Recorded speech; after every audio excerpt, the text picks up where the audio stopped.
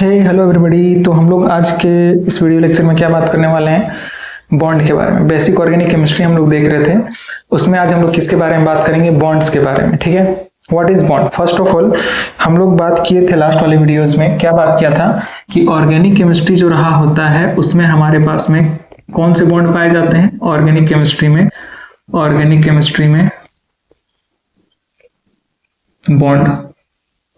Bond के बारे में हम लोग पढ़ने जा रहे हैं। ठीक है ना। तो बॉन्ड यहाँ पर किस तरह का बॉन्ड रहा होता है, कोवेलेंट बॉन्ड रहा होता है। क्या रहा होता है, कोवेलेंट बॉन्ड। कोवेलेंट बॉन्ड जो कि किसको बोलते हैं हम लोग, कोवेलेंट बॉन्ड जहां पर हम लोग क्या रहा होता है, शेयरिंग ऑफ इलेक्ट्रॉन्स। क्या रहा होता है, शेयरिंग ऑफ इलेक्ट्रॉन्स, और यू कैन से overlapping of atomic orbital. Overlapping of atomic orbitals रहा होता है। अच्छा, ओवरलैपिंग का मतलब आपको समझ में आता है। ओवरलैपिंग का मतलब क्या होता है कि कोई भी दो ऑर्बिटल है, लेट सपोज कि आप समझो ऐसा, ठीक ना, कि ये एक ऑर्बिटल है, ठीक ना, ये एक ऑर्बिटल है, ऐसे ही इतनी छोटी साइज का मान लो आप, ये एक ऑर्बिटल है, ये एक ऑर्बिटल है, दोनों एक दूसरे में क्या हो जा रहे हैं, समाये जा रहे हैं, समझो। ठीक है ना, यानी कि घुसे चले जा रहे हैं, तो इसको ही हम लोग क्या बोलते हैं, ओवरलैपिंग बोलते हैं। ठीक है ना, तो यही होता है हमारे पास में ओवरलैपिंग। ठीक है, अब बात करते हैं आगे। देखो आगे क्या हमारे पास में कि बॉन्ड जो है, हम लोग ऑर्गेनिक केमिस्ट्री में मेनली दो ही तरह के बॉन्ड पढ़ते हैं। एक क्या होता है हमारे पास में, सिग्मा बॉन्ड। एक होता है सिग्मा बॉन्ड,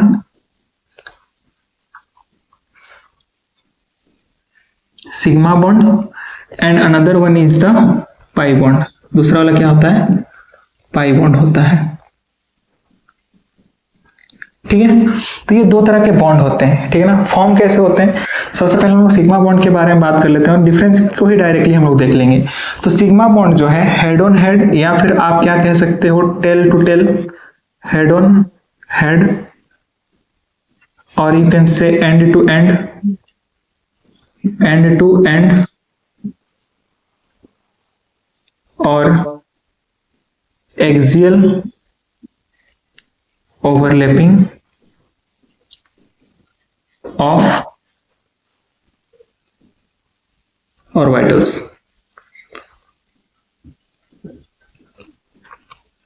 ठीक है, यहां पर हेड ऑन हेड या फिर एक्सियल ओवरलैपिंग ऑफ ऑर्बिटल से क्या होगा, सिग्मा बॉन्ड का फॉर्मेशन होगा। ये बात रही होती है सिग्मा बॉन्ड के लिए। और अगर वहीं पर हम बात करें पाई बॉन्ड के लिए, तो पाई बॉन्ड में क्या रहा होता है, पाई बॉन्ड में लेटरल ओवरलैपिंग, या फिर आप कह सकते हो पहले साइड वाइज ओवरलैपिंग रहा होता है, side wise overlapping, side wise overlapping, और यू कैन से parallel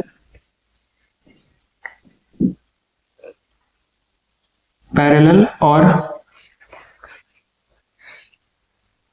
lateral overlapping, lateral overlapping की वजह से क्या फॉर्म होता है, पाई बॉन्ड का फॉर्मेशन होता है। तो ये ओवरलैपिंग किस तरह से रहा होता है, हेड ऑन हेड यहां पर सिग्मा में रहा होगा, और पाई में क्या रहा होगा, साइड वाइज ओवरलैपिंग रहा होगा।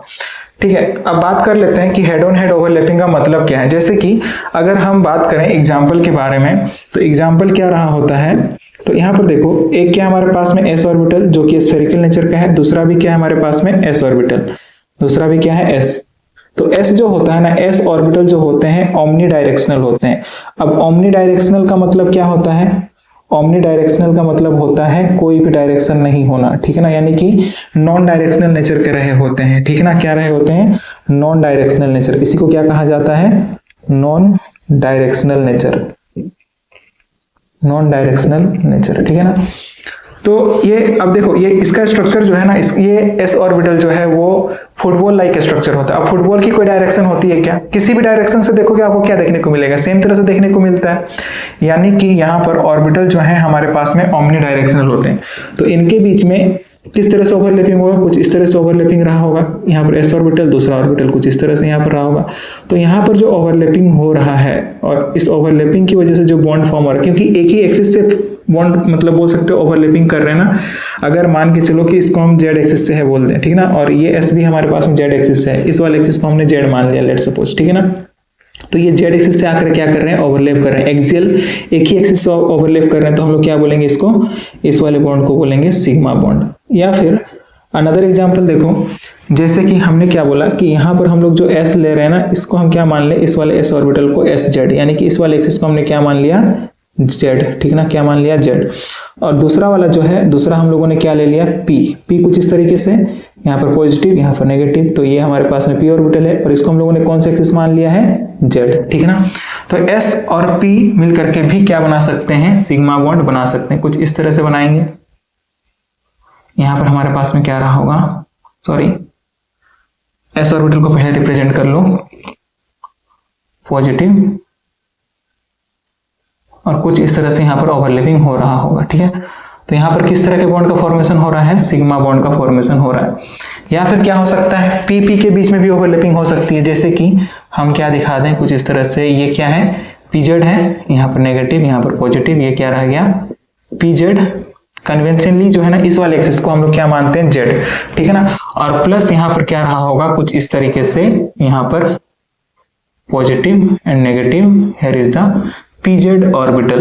तो ये दोनों मिलकर के क्या बनाएंगे, यहाँ पर सिग्मा बॉन्ड बनाएंगे। क्या बनाएंगे, सिग्मा बॉन्ड, कुछ इस तरह से यहाँ पर रहा होगा, और दूसरा वाला ऑर्बिटल कुछ इस तरीके से दिखा सकते हो। तो यहाँ पर जो है ओवरलैपिंग जो हो रही है, यहाँ पर किस तरह के बॉन्ड का फॉर्मेशन हो रहा है, सिग्मा बॉन्ड का फॉर्मेशन हो रहा है। किस तरह के बॉन्ड का फॉर्मेशन हो रहा है, सिग्मा बॉन्ड का फॉर्मेशन हो रहा है। यहाँ पर पॉजिटिव साइन दिखा सकते हो, क्योंकि अकॉर्डिंग टू द वीवीटी क्या कहा जा गया था,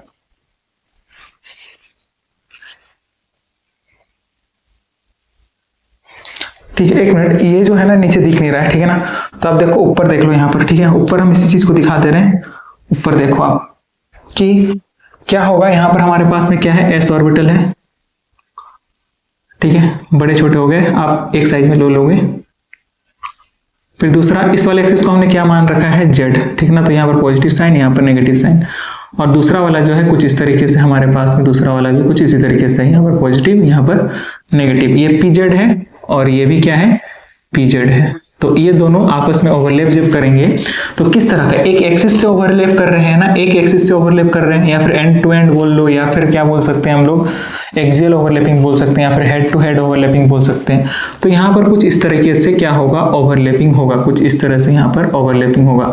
और ओवरलैपिंग ऑर्बिटल का जो साइन दिखाओगे आप, वो क्या दिखाओगे, साइन सेम दिखाओगे, क्योंकि वीवीटी में ये बात कही गई थी कि जो ओवरलैपिंग ऑर्बिटल्स होंगे उनका साइन कैसा होगा, सेम होगा। तो यहाँ पर जिस तरह का बॉन्ड का फॉर्मेशन हो रहा है वो बॉन्ड क्या है, सिग्मा है, ठीक ना। तो ये बात रही होती है सिग्मा बॉन्ड के फॉर्मेशन के लिए। अब आपके मन में ये चल रहा होगा, हो सकता है चल रहा हो, क्या चल रहा होगा कि लेट सपोज कि मेरे पास क्या रहा होता, हम ऐसा बोल दें, इतना लिख लो पहले।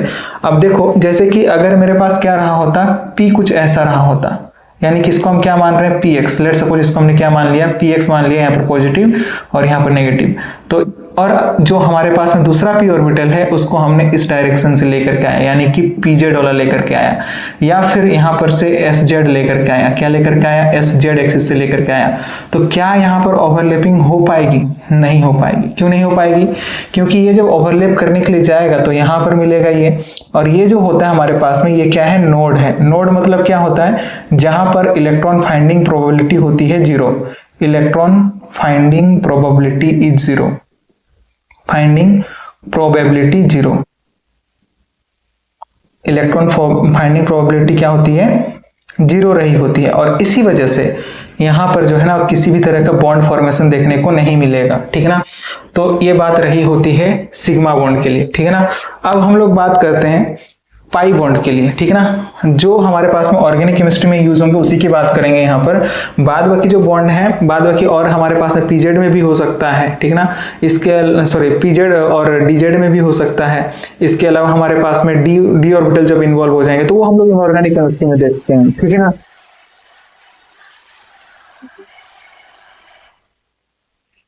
तो अब देखो आगे, अगर हम बात करें साइड वाइज ओवरलैपिंग में, तो साइड वाइज ओवरलैपिंग को कैसे दिखा सकते हैं हम लोग, जैसे कि इसमें हमारे पास में क्या रहा होगा, px, ये क्या है, px, इस वाले एक्सिस को हमने क्या मान लिया, px, और दूसरा ऑर्बिटल भी क्या आया, px एक्सिस से आया, कुछ इस तरीके से, ठीक है ना। तो ये यहाँ पर जो ओवरलैपिंग होगी ना, यहाँ पर इन दो ऑर्बिटल के बीच में जो ओवरलैपिंग होगी, यहाँ पर पॉजिटिव साइन रहा होगा, यहाँ पर नेगेटिव साइन रहा होगा, इसको हम लोग क्या बोल दिए, px बोल दिए, ठीक ना। तो दोनों के बीच यहाँ पर जो ओवरलैपिंग आपको देखने को मिलेगा वहां पर क्या किस तरह के साइड वाइज ओवरलैपिंग देखने को मिलेगा, यानी कि यहाँ पर इस जगह पर ओवरलैप हो रहा है और इस जगह पर ओवरलैप हो रहा है, ठीक है ना। दो लोब्स आपस में क्या कर रहे हैं, ओवरलैप कर रहे हैं, पॉजिटिव पॉजिटिव नेगेटिव नेगेटिव।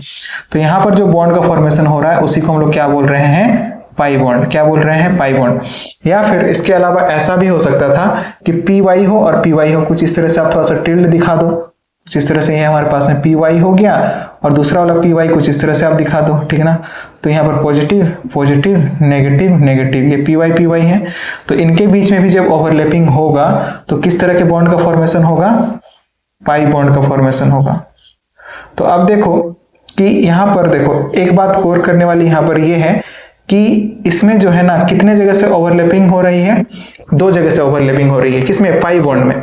तो नेक्स्ट डिफरेंस क्या हो जाएगा, नेक्स्ट डिफरेंस ये हो जाएगा कि सिग्मा बॉन्ड जो होता है, ये जो सिग्मा बॉन्ड होता है इसमें हमारे पास में ओवरलैपिंग जोन होता है 1 और पाई बॉन्ड जो रहा होता है उसमें ओवरलैपिंग जोन होते हैं 2, ठीक है। तो लिखो, इसके बाद हम लोग बात करते हैं ओवरलैपिंग जोन्स के बारे में। हो गया। अब देखो कि जो हमारे पास में सिग्मा बॉन्ड है, सिग्मा बॉन्ड में ओवरलैपिंग जोन्स कितने होंगे, 2 होंगे। कितने होंगे, 2। तो आप लिखो यहां पर ओवरलैपिंग जोन्स कितने होंगे, 2 होंगे। और पाई बॉन्ड में ओवरलैपिंग कितने जगह से कर रहा है, 2 जगह से कर रहा है ना। तो वहां पर ओवरलैपिंग जोन कितने हो जाएंगे, यानी कि पाई बॉन्ड में ओवरलैपिंग जोन कितने होते हैं, 2 होते हैं। तो लिखो ओवरलैपिंग जोन। नेक्स्ट जो है हमारे पास में डिफरेंस वो क्या है, ओवरलैपिंग जोन को लेकर के है, ठीक है। ओवरलैपिंग जोन की बात कर रहे हैं, ठीक है ना। तो इस वाले केस में सिग्मा बॉन्ड में सेकंड नंबर डिफरेंस में ये लिख सकते हो ओवरलैपिंग जोन, कि ओवरलैपिंग जोन सिग्मा बॉन्ड में कितना होता है। तो ओवरलैपिंग जोन यहाँ पर रही होती है हमारे पास में 1 सिग्मा बॉन्ड के लिए, और यहाँ पर पाई बॉन्ड के लिए जो ओवरलैपिंग जोन है वो कितनी रही होगी, पाई बॉन्ड के लिए ओवरलैपिंग जोन रही होती है, ओवरलैपिंग जोन यहां पर कितना रहा होगा, 2। 2 जगह से ओवरलैपिंग रहा होता है। तीसरा जो डिफरेंस है वो क्या होता है, स्ट्रेंथ को लेकर के, ठीक ना। सिग्मा बॉन्ड जो है रिलेटिवली क्या होते हैं, सिग्मा बॉन्ड्स रिलेटिवली स्ट्रॉन्गर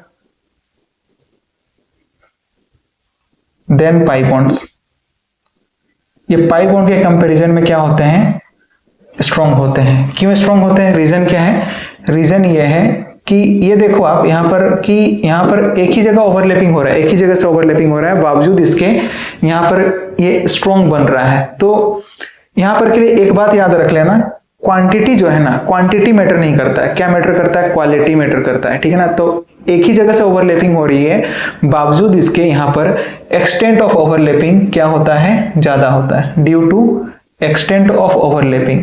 कि सिग्मा बॉन्ड में एक्सटेंट ऑफ ओवरलैपिंग ज्यादा होने की वजह से, due to greater extent of overlapping लिख लो, ठीक है, due to greater extent of overlapping, due to greater extent of overlapping, यानी कि ओवरलैपिंग ज्यादा होने की वजह से ये बॉन्ड क्या होता है, ज्यादा स्ट्रॉन्गर होता है। और इधर अगर हम लोग बात करेंगे थर्ड नंबर पर, तो हम लोग इधर क्या लिख सकते हैं, pi bonds relatively weak, pi bonds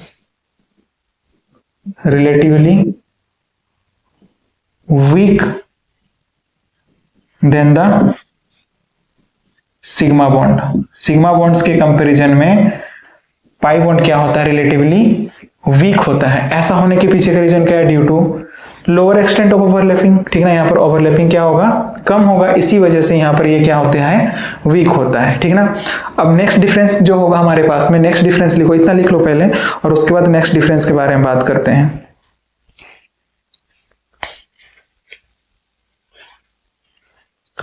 next लिखो, नेक्स्ट यहीं से हम लोग के पास में नेक्स्ट जो डिफरेंस है ना, वहीं में से क्या निकल करके आएगा, कैलकुलेशन निकल करके आएगा कि सिग्मा बॉन्ड और पाई बॉन्ड का कैलकुलेशन कैसे करते हैं, ठीक है ना। तो लिखो कि सिग्मा बॉन्ड जो होता है ना, फोर्थ नंबर डिफरेंस में क्या लिखोगे, sigma bond is the first bond between any to atom. Sigma bond is the first bond between any two atoms, ठीक है। दो एटम के बीच में बनने वाला क्या होता है, ये पहला बॉन्ड होता है, ठीक है ना। और पाई बॉन्ड किसको बोलेंगे, जहां पर क्या होता है हमारे पास में, ये हमेशा जो है ना ये पहला बॉन्ड होगा, दो एटम के बीच में बनने वाला पहला बॉन्ड होगा। और एक बात, खास बात ये बात ध्यान में रखनी है कि दो एटम के बीच में एक ही सिग्मा बॉन्ड होता है, ठीक ना। तो आप लिख लो यहां पर ब्रैकेट में, there is only one sigma bond between any two atoms, यानी कि दो एटम के बीच में एक ही क्या होगा, सिग्मा बॉन्ड होगा। बट पाई बॉन्ड जो है ना एक से ज्यादा हो सकते हैं, यानी कि दो भी हो सकते हैं, यानी कि डबल बॉन्ड में एक पाई बॉन्ड होगा, एक सिग्मा बॉन्ड होगा। ट्रिपल बॉन्ड में क्या होगा, एक सिग्मा होगा, दो पाई होंगे, ठीक ना। तो ये पाई बॉन्ड जो है it is formed after sigma bond, it is formed after sigma bond.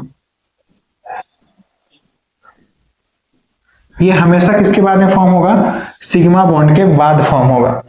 और एक डिफरेंस बच रहा है हमारे पास में, क्या है वो, यही जो है ना फिफ्थ नंबर, यही क्या है हमारे पास में सबसे ज्यादा इंपॉर्टेंट है। और यहीं से हम लोग क्या कर पाएंगे, कैलकुलेट कर पाएंगे सिग्मा और पाई बॉन्ड्स को। तो लिखो कि जो सिग्मा बॉन्ड्स है हमारे पास में, sigma bond participate in hybridisation, क्या लिखोगे, sigma bonds participate in hybridisation, यानी कि ये हाइब्रिडाइजेशन में क्या करते हैं, पार्टिसिपेट करते हैं, ठीक है। ये बात अपने को ध्यान में रखना है, यानी कि हाइब्रिडाइजेशन के कैलकुलेशन में सिर्फ और सिर्फ सिग्मा बॉन्ड ही कैलकुलेट किए जाएंगे, ठीक है ना। और इधर आप क्या लिख लोगे, pi bond never participate in hybridisation, pi bonds never participate in hybridisation.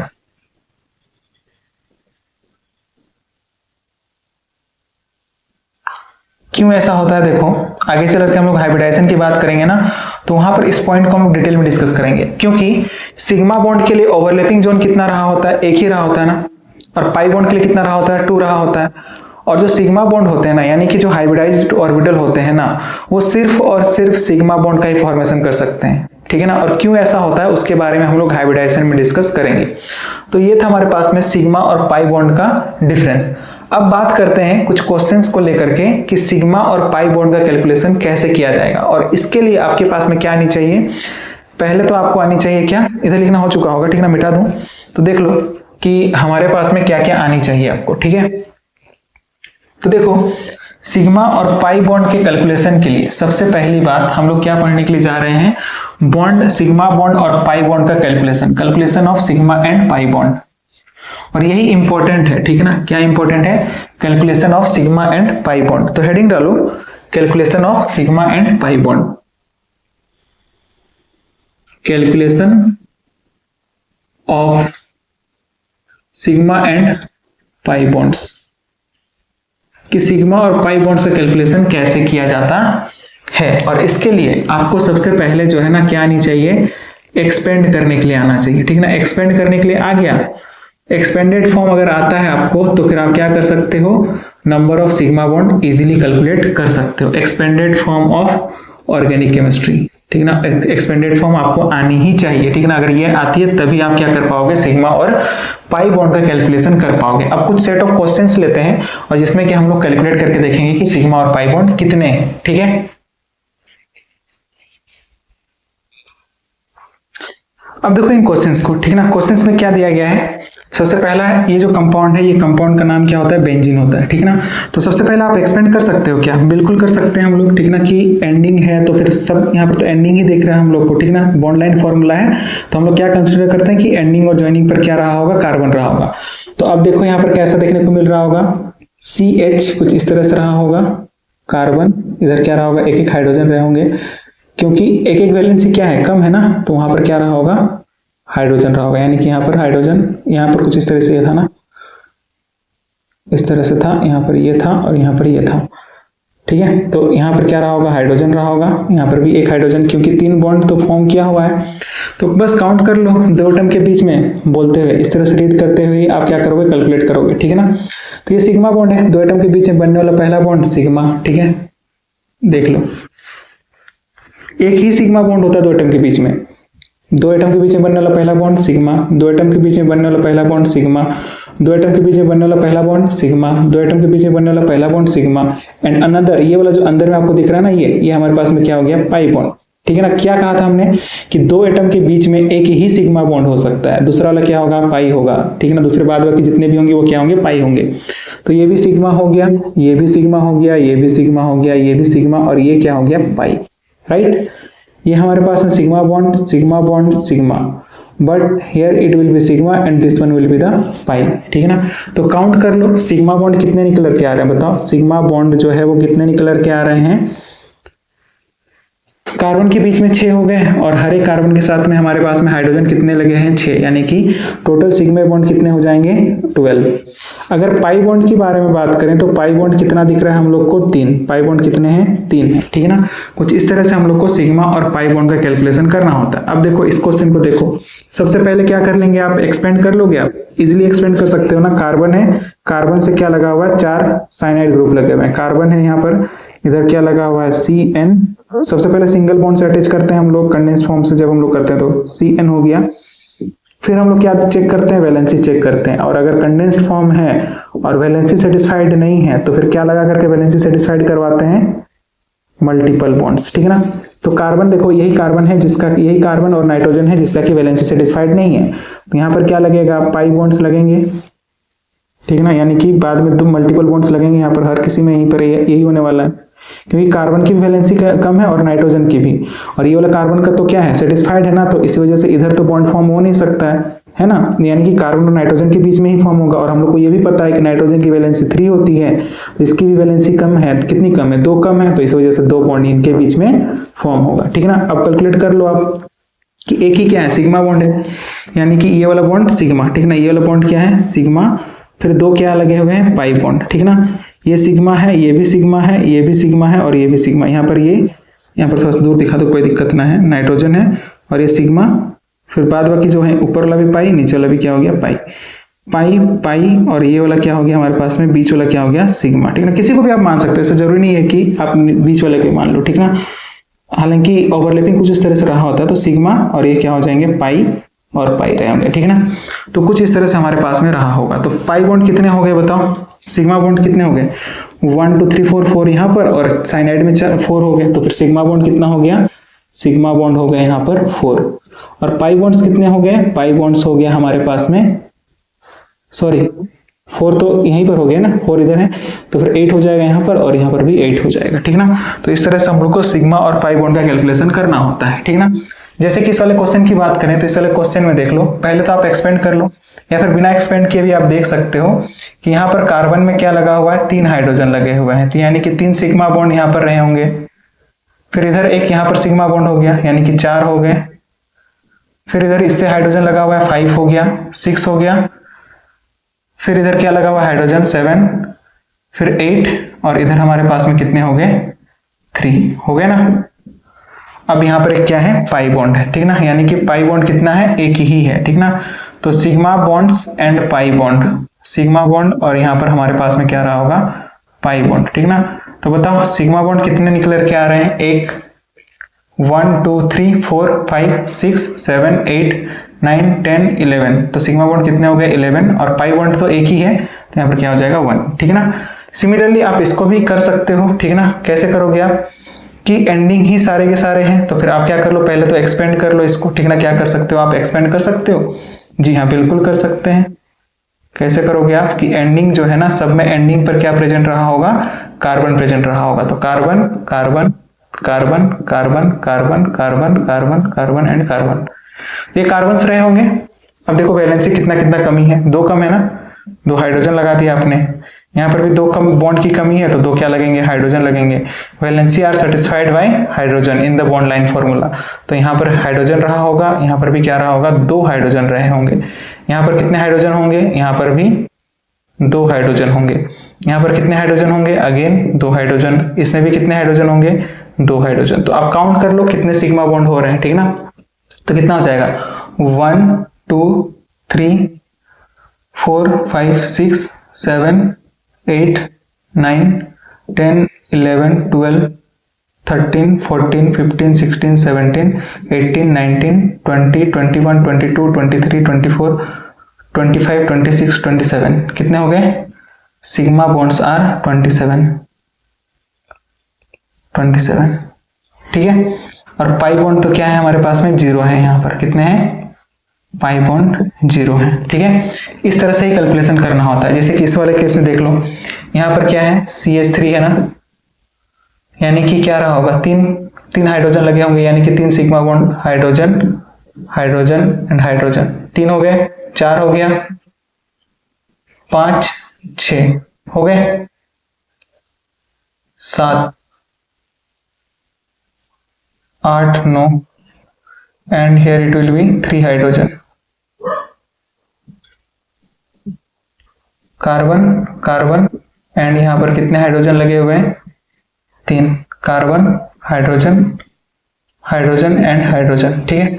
तो काउंट कर लो सिग्मा बॉन्ड कितने निकल के आ रहे हैं? 1 2 3 4 5 6 7 8 9 10 11, सॉरी गलती हो गया ना, देखना काउंट आप अच्छे से कर लेना, ठीक है। 1 2 3 4 5 6 7 8 9 10 11 12 13 14 15 16 17 18 19 20 21 22 23 24। तो सिग्मा बॉन्ड कितने निकल के आए?